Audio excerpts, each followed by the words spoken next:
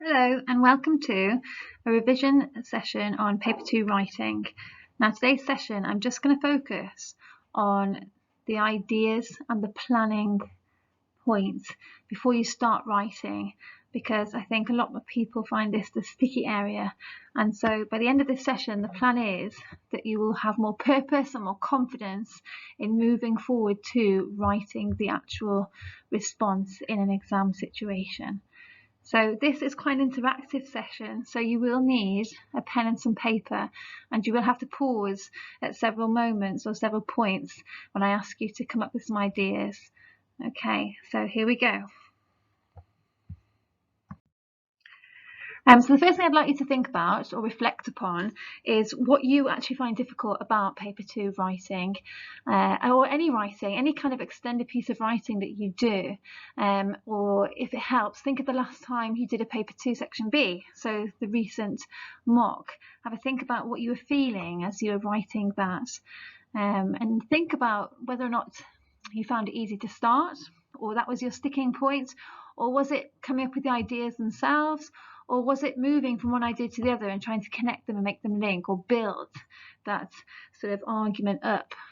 Or was it the fact that you didn't know how to finish or wrap it up, or that you were running out of time and therefore you didn't really do that? So have a think about what it is that you may find a barrier to your success or to a decent mark, and see if you can identify that. You can go a long way towards improving your skills. So hopefully you've identified the sticky area for you, the sticking point, or the bit that you don't look forward to. And let me tell you what, basically, in brief, what it takes to be successful in this writing section. So you're asked, because of the mark scheme the way it is, you're asked quite a lot. And the first thing, and this is the area I really want to focus on today, is the content, the ideas that you come up with, and they are marked and judged, and that is the big chunk of the mark, the 24 marks. How well you come up with ideas, the kinds of ideas that you have, and how well you argue them and put them forward and persuade people that your ideas are worth thinking about. So to be successful, you have to have identified, before you start writing, a clear set of points. The other thing that is assessed in this section that I'm going to touch on a little bit in this session, but you have to be aware of the style that is needed. So with my class, for example, we call it Mind the Gap: the genre, the audience and the purpose. Some staff or some teachers might call it, or remind you to turn on the tap, the type of writing, audience, purpose. There's lots of various acronyms or codes for this, but at the end of the day you need to know and have a really strong understanding before you start writing of the style you're adopting, the purpose of your written task, and the style or the tone in which to use, and who you are addressing. So you need to take much more care and time over that than perhaps you may have done previously. The final thing, which is something that you all are fully aware of, is the SPAG element of it. But within SPAG, I've just put something extra there because the mark scheme also focuses and centres quite heavily around sentence structure. In fact, it's awarded marks in both the content and the technical accuracy, and therefore I think it's really key that you don't just think of your spelling and your grammar and your vocabulary and your punctuation, but you think about your sentence structures, and they fit. If you can write a varied sentence forms, you're going to automatically use varied punctuation, and therefore you are going to hit the mark scheme a couple of times by focusing on sentences and the way in which you start them or put them together in terms of complexity. So it's all very well, and you know all of this stuff, I am sure. However, some of you may still not feel that confident in starting a piece of writing. So one of the best places to start is to think about what the examiner wants from us, and it sort of connects to what we've just been looking at. An examiner will have a mark scheme in front of them, and they will start by looking at level 3, this column here, clear communication, and they will read your piece of writing, and they will then look at all these points and sort of make a tick list of whether or not that you are there. And if you have got that point, they'll look at level 4 to see if it's better than 3, or if you haven't got something in level 3, they'll go down to level 2 to see if you're there instead. But if you look at the first few ideas, this is central to what I was just saying to you about the content knowledge. The first 4 or 5 points are all about content. So they want you to make sure that you have an argument first and foremost, and they can follow it, identify where you're going with it. It's got to be well sequenced. It's got to be interesting. So that's when your devices come in and your sentence structures make it interesting. You've got to be able to maintain that point of view. And above all, to get a decent mark, you need to be able to develop your idea, not just have a list of reasons why you feel for or against a certain idea. Okay, so this is why the content, the 24 marks available to you, is an area that you need to perhaps spend a little bit more time on, rather than just thinking of fancy new vocabulary to inflict on your marker. So my job then today, hopefully, I'm going to give you some strategies that will help you start preparing for your writing. And it's very hands-on, so just humour me, and I promise that you'll feel a lot more confident in your approach to tasks that you are given in the future, hopefully. Shall we see? So here is a list of strategies or suggestions and things that you already do in the classroom, I would imagine. So I want you to have a look at these and first of all, see how many of these that you do already, either in the classroom or when you're practicing at home. And be honest with yourself. Have a look at these and read them through. We've got plan, revise and edit your writing. We've got read and summarise reading material. Now this is an interesting one, because who would have thought to prepare for your writing task, your teacher or myself here would recommend you doing some reading. So the idea is, if you can practice reading extracts, the sort of the length that you get in paper 1 and paper 2, and practice summarising them and listing 5 or 6 points that are developed or are made within that piece of writing. So you're deconstructing basically. So if you get into a habit of practicing doing that, you will be able to transfer that skill and accurately present your own set of clear ideas. And so that is something that you may not have considered doing before. I highly recommend number 2. Number 3, I'm practicing identifying the gap or the tap. Number 4, this complex sentence that I keep talking about. Do you practice doing it? Do you make a conscious effort to combine simple sentences together to create a complex one? Do you vary your sentence structure and sentence starters? Do you make conscious effort to do something different each paragraph? Number 5, do you gather together and organise your ideas before you start writing? Even if you just put a few ideas down, do you number them so you know the order in which you're going to proceed through your writing? Have you, or do you, look at samples of writing and see how they do it and take the best bits and try and adopt them yourself? And then number 7, do you make a point of revising any points of grammar that perhaps, or punctuation, that are your weak spots? So for example, the colon or the semicolon, do you spend time revising those and going over when to use them and when not to use them? So a quick task then, please. Can you look at the 7 strategies that are recommended here, and can you pick out your preferred 3? Which are the ones that you think work for you?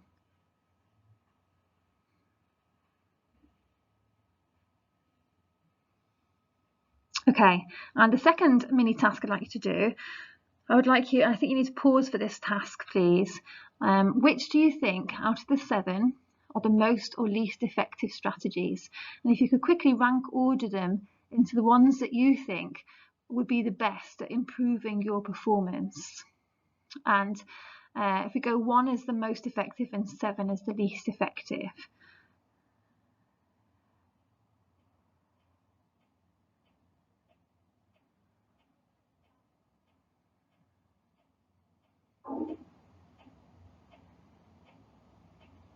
Okay, so if you haven't paused and finished that task, please pause, otherwise we'll carry on. So I can't ask you what you think at this point, but what I can tell you is that the order in which they are placed on this slide has been proven by a work task force to be the most effective. So number one here is apparently the best way of improving writing, and there's evidence to prove that.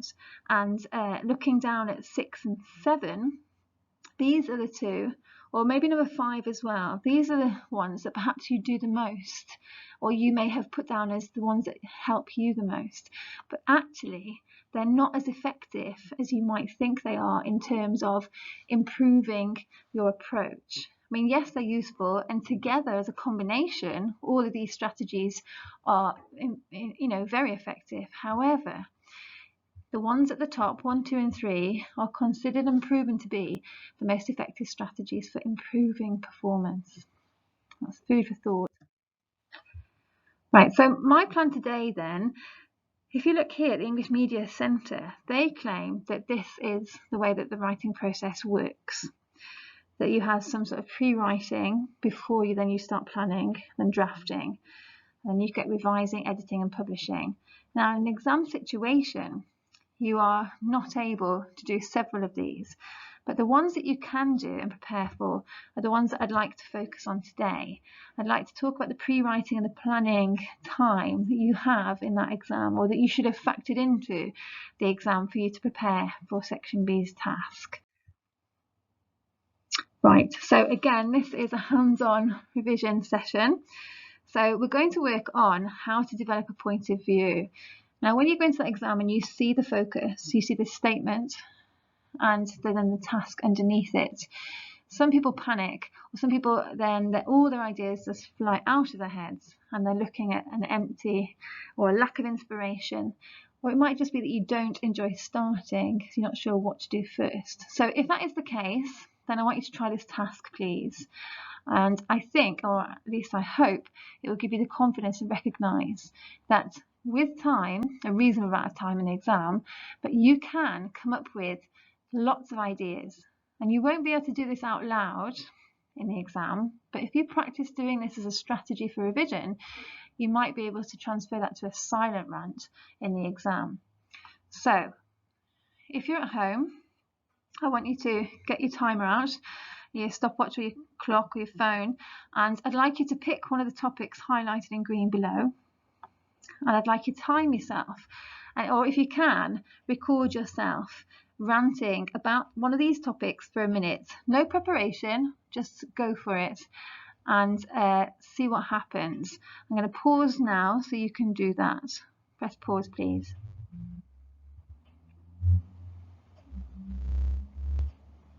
Okay, so by now I'm hoping that you have recorded your rant. What I'd like you to do is listen to it back. And however cringeworthy that might be, it's going to be really helpful for yourself to listen. And I want you to note down what the main ideas you had, whether or not you repeated them. Just write them down in the order you say them, and you'll be able to see whether or not you go over the same things. And then in a second listen, I'd like you to pick out the devices that you've used without even thinking about it. So intonation, pauses for effect, adjectives, superlatives, hyperbole, rule of 3, anything, sarcastic tones, a range of tones maybe. So write down a note of your strategies, and I suggest that you pause this again in order to do that task.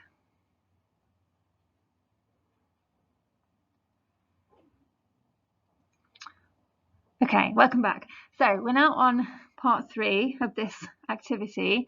I'd like you to pick someone at home who is involved in your learning, or alternatively, you can FaceTime or Zoom a friend or a fellow classmate, and I'd like you to get them to do this task. And again, no preparation time, just get them to talk for 1 minute about one of the topics below. And as they are talking, I'd like you to jot down their ideas and also jot down the strategies they use to get their points across. So again, the devices that really stand out to you as being effective. So I'll pause there and let you do that. Thank you.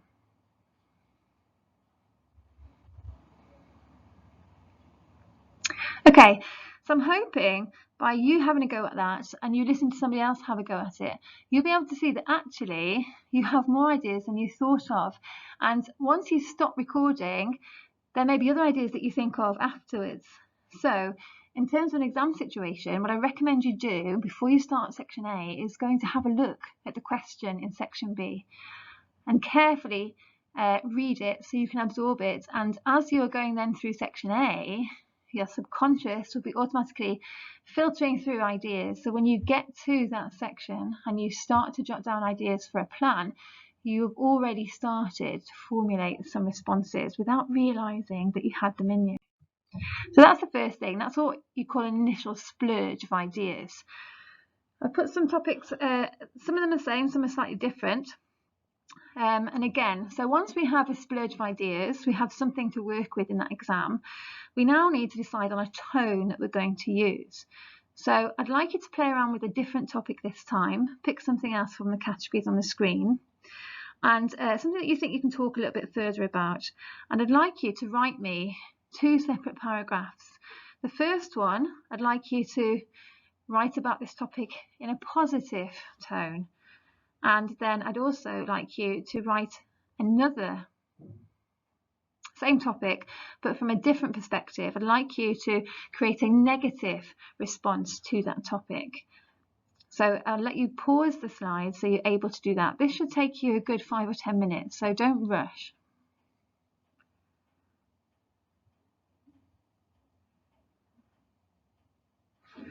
Okay, so obviously I'm not going to wait 5 minutes for you, but let me show you a few that I've come up with, and you can identify whether or not you think they're positive or negative, or if you're stuck on what to do for tasks 2 and 3, read these and see if you could create something like this.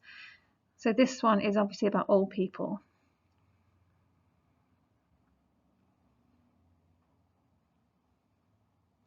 Okay, so what I'd like you to do with my example is identify firstly whether it's positive or negative, and then the strategies that I've used to get my point across.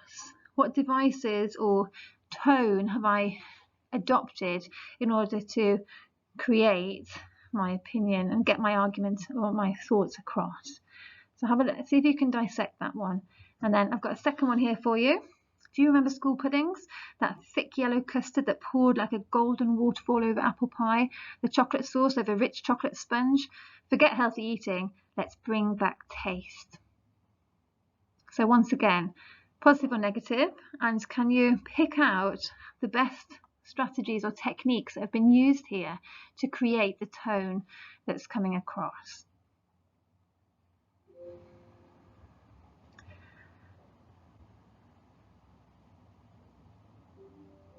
And the final one, again, if you read that, I'll read that with you, and then you can pause and identify the strategies used.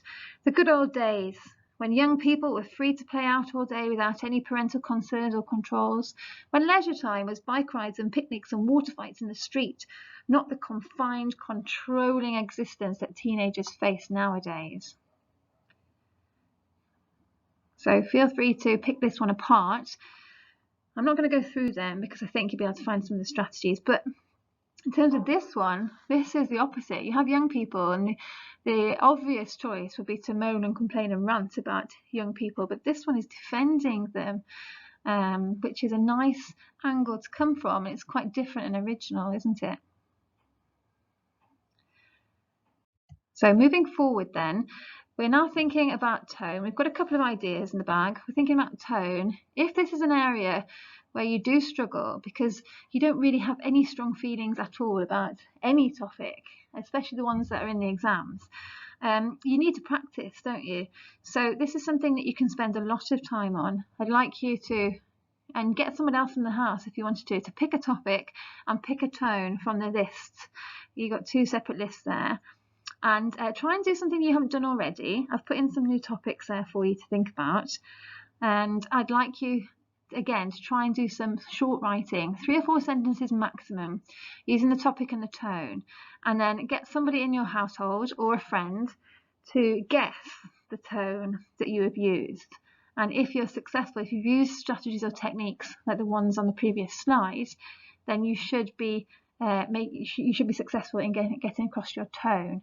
And try this for a couple, and you'll be finding that you wouldn't necessarily have picked those 2 together, but that's an extra challenge for you. So you can spend a lot of time playing around with this. So I'm going to ask you to press pause and have a go and see what you think of this activity.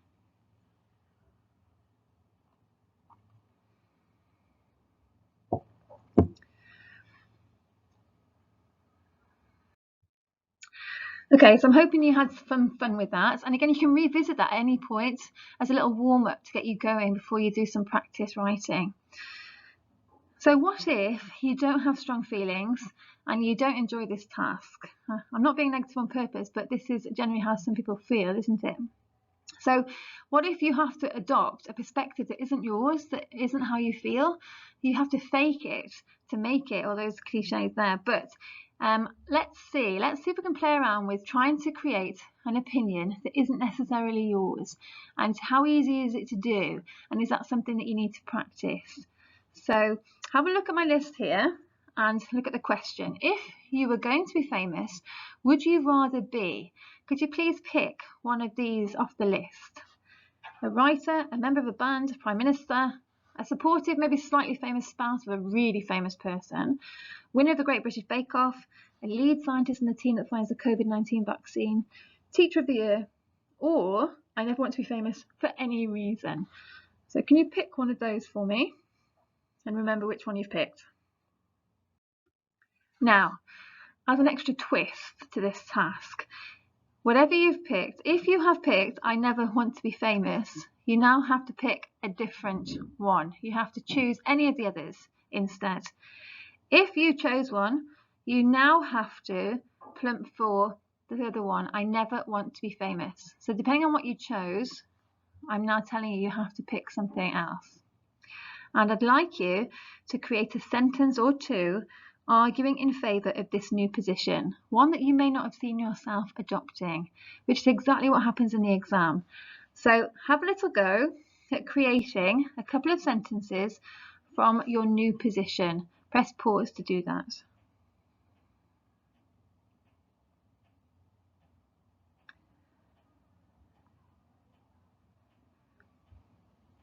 Okay, so I'm hoping you enjoyed that in a weird way, but ask yourself these questions.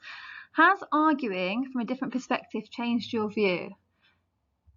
And the answer should be no. You're still entitled to your opinion on any of the topics, but for this task, sometimes it's better to adopt somebody else's voice, and you can actually be more convincing because you make more effort to create an argument if it's not necessarily how you feel about something.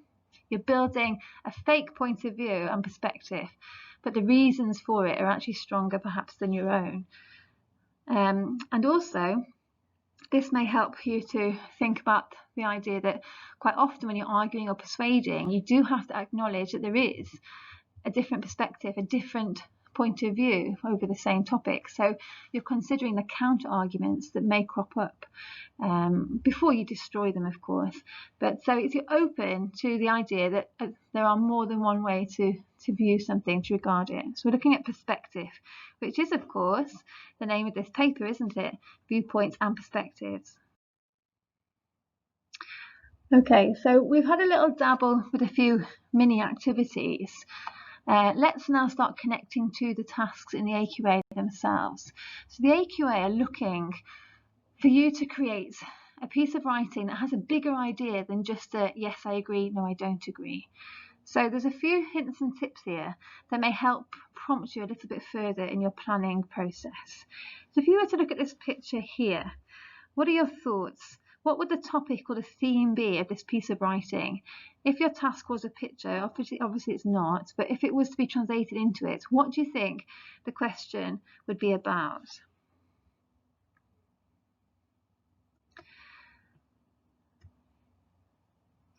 So in terms of themes or issues, I'd like you to think about, problems that people face in society. Is there any in this picture that you can see that reflect on a wider level?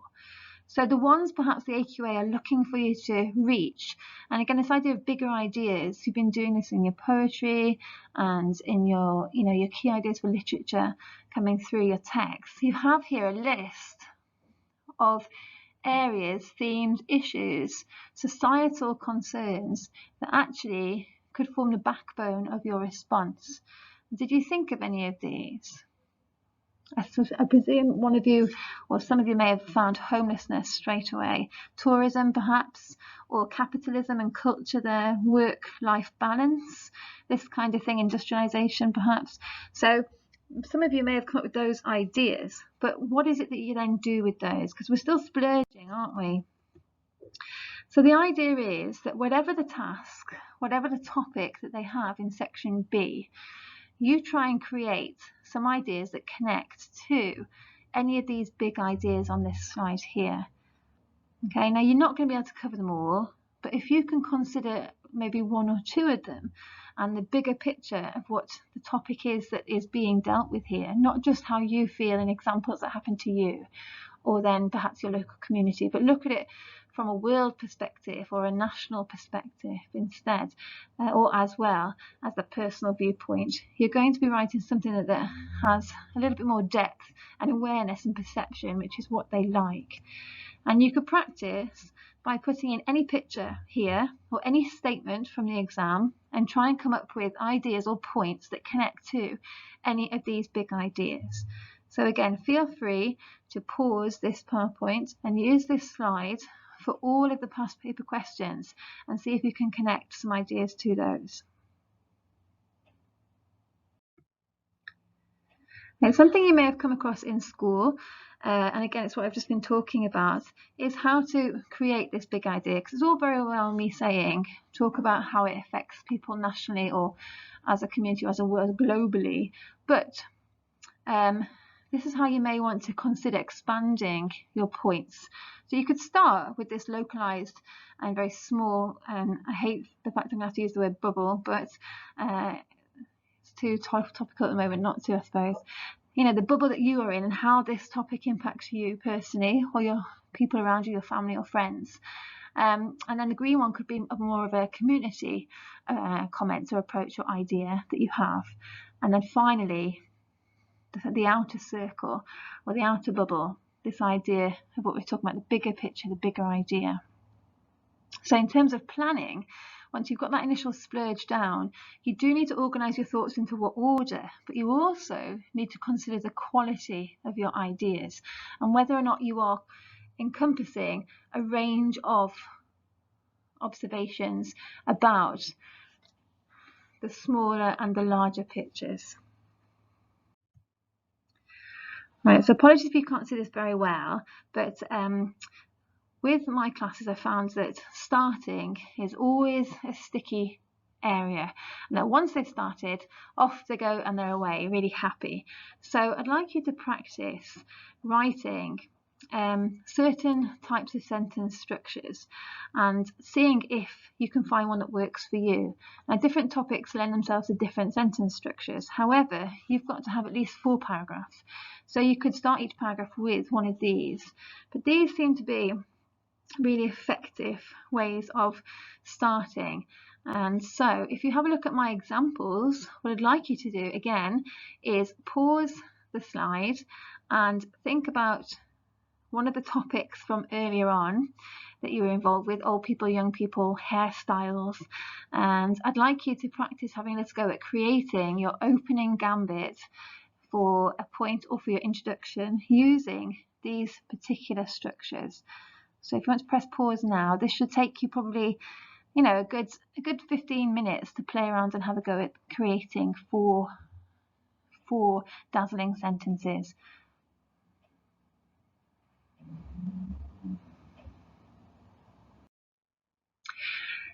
If you found that too or effective or even non-effective, here's something else that you might want to do. Here I've got in this green box paper 1 question. Actually no, it's the paper 2 one, sorry, but it's from a past paper that you've just done, and you can insert into that box any statement from paper 2 past questions, and you can use this page to create a variety of sentence structures. And I can't begin to stress how clever it would be because they're double pointed. You get awarded for sentence structures in content, and you also get awarded marks in the technical accuracy. So if you can make a conscious choice in how to construct your sentence and the different ways of starting them, you will be rewarded for your efforts, I promise. And if you're struggling for examples of how to do that, you can use this slide to show you the kinds of responses you could use for this particular topic. Holidays are too infrequent. Okay, so you can pause again and have a go at that. Another thing that some of you may struggle with is, the topic sentence, or starting it, or even like developing your points. So sequencing, if you look here, you've got firstly, secondly, next. I mean, they're too basic for the top levels. So you've got to find ways of varying your language choices. So you could start with an expression of opinion, an adverb on the right hand side here. Or you can start your counter argument with recognizing others' opinions. So by printing off this slide and the next slide, you have a lovely range of vocabulary which will help you structure, sequence, compare, contrast, emphasize, develop, build, explore your points of view. And this is the kinds of language you ought to be putting into your constructions. And again, feel free to pause this and have a good look at them in your own time. Something that Mr. Clinton has introduced to the English department, and I think it's really useful. It's very similar to the ones that we just had a little go at, but here are some examples of different sentence types for Macbeth, for literature. Now, there's no reason why these cannot be passed over and used for language purposes also. So if you look on the left-hand side, you will see lots of different ways of constructing a sentence. And the examiners will be looking for this, and they will recognise these. And if you look at 15 and 16, for example, they contain punctuation. So they will be classed as varied sentence structures, but they'll also be classed as a wide range of punctuation. So once again, there'll be double points on the mark scheme available there. Also for brackets and hyphens and ellipsis, number 17. Very easy punctuation, but by using them, you're creating complexity within a sentence. So you're hitting punctuation and sentence structures once again. So let's talk about the vocabulary a little bit more. Your teachers are probably stressing to you how important it is to have a sophisticated word choice. And yes, it is important that you don't use words like nice or good and bad. However, the main thing that AQA want, they do not want you to use words that you don't understand and that you're not comfortable using. So if there is a word that you don't really appreciate or value or understand when or how to use it, it's best not to. Yes, it has to be sophisticated and impressive, but not at the cost of using the wrong word. So don't overstretch yourself in that area. Right, so all that's left for me to do now, I've just provided on the last couple of slides questions from the last few years, all the sample materials, and I think I've gone up to 2018, so that should keep you busy for a while. And for each past question, I'd like you to pause, take your time, perhaps go over this PowerPoint again and pause at the sides that will help you create your initial ideas. You could start with a minute rant, either inside your head or to your phone recorded, and then listen back and take out the best points, and then order them and structure them. And once you've done that, I want you to see if you have got points that connect to you, connect to a larger group of people, and a point that connects to the wider community, society, country, or even world. Okay, and then if you can build up your points like that, and then start to incorporate the sentence structures, then that is how I would prepare for this part of the exam. And if you have a look, there's some questions here. You can just take one at a time and do the whole process we've just done, all the little activities that I suggest you do to open you up and start you off and make this type of writing accessible. You can literally do this for every single question I've put on for you. So I'm not going to do that with you, because in the exam, so what you'll need to do is carry on and take your time, and over a period of time, take these questions and create 3 lovely points for each one. Okay, good luck. And if you do write any of these out, and you feel that you want to edit it and redraft it as part of the process, and think about that list of 7 strategies and the best ones. Planning and editing and redrafting was one of them. So it might be that is probably the best form of revision. Okay, food for thought, people. Anything you do write though, I'm sure your teachers will be happy to mark. Alternatively, just the planning process itself will be excellent revision. Thank you.